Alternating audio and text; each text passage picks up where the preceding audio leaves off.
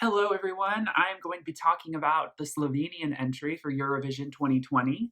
The song is called Voda by the singer Ana Soklič. This is a Slovenian ballad and it is extremely emotional. It's extremely kind of stripped back and sparse in its production.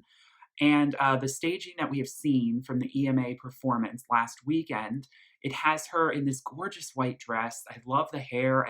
She honestly is serving like elven goddess. There's something very sort of regal and elven about her presentation and very pure with the white dress. And then the staging, there's sort of like, I believe, like some kind of like green plants that sort of kind of come in and out of the shadows, and the light is sort of casting these interesting shadows across her face, making her sort of appear to be in some sort of rainforest or some sort of a forest conservatory. You kind of almost can sense like the blue around, it's like water falling around her. It's very meditative, and the song definitely takes some time to grow and to build up. The actual real chorus takes a little while to get there. And so a lot of people have been criticizing this song for taking too long to sort of pick up steam.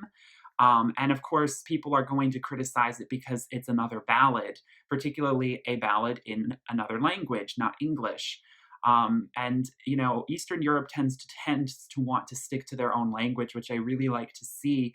I really like to see more native languages like Ukrainians entry this year, and I hope to see a couple more countries at least pick up that as well. And usually it's kind of from Eastern Europe and the Balkans that we get that sort of energy.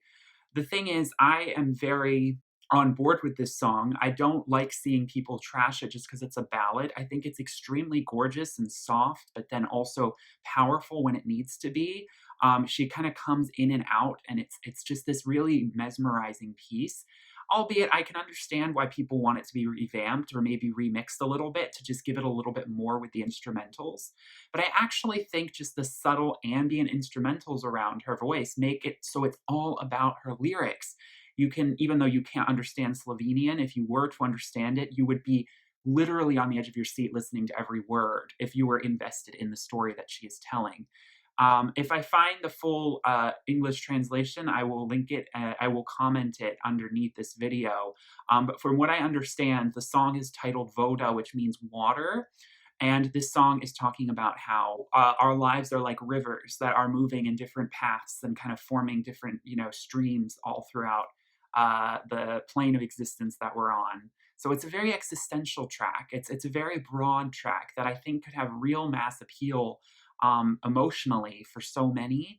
And I think, again, a vocalist like Anna can really sell this, not just, of course, her look is so ethereal, kind of elven goddess, like I said, with just like this understated regality that I really love to see. So I am fully on board with this track. I do not want to see it translated into English like Arilana, like Albania is planning on doing. I really don't think that's a good idea. I think that the native charm about this song is what keeps it even more special and personal. I could see maybe doing some more projection stuff onto the white dress that she's wearing, maybe kind of more. I don't want to see the costuming going like in a very, very sort of pretentious direction because I don't think that's what this song is calling for. So the staging has to be done very sort of delicately and very subtly to fit this sort of subtle ambient calm of the music. But at the same time, it needs to be powerful and have like these projections of like, rippling water and waterfalls. I could see it really sort of, I honestly would love to see like actual water, like trickling down or something in the background. I think they could, with props and stuff, they could do something like really magical with this just whole sort of serene environment that they could create for this performance. So I would really love to see, that's a bit of a budget call there, but I'd really like to see them bring that to the stage. And if they do that, I think this song could definitely qualify.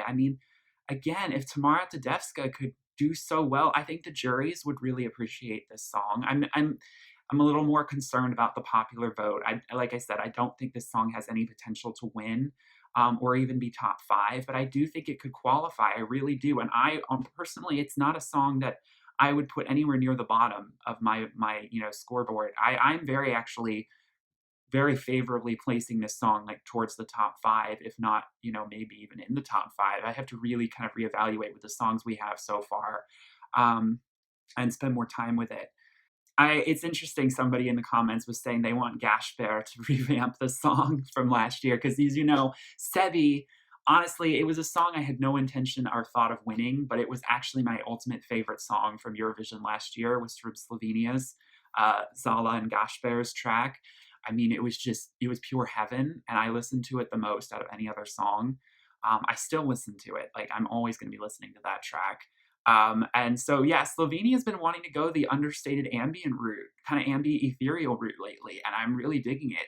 I like the water they're drinking from. Let's just put it that way.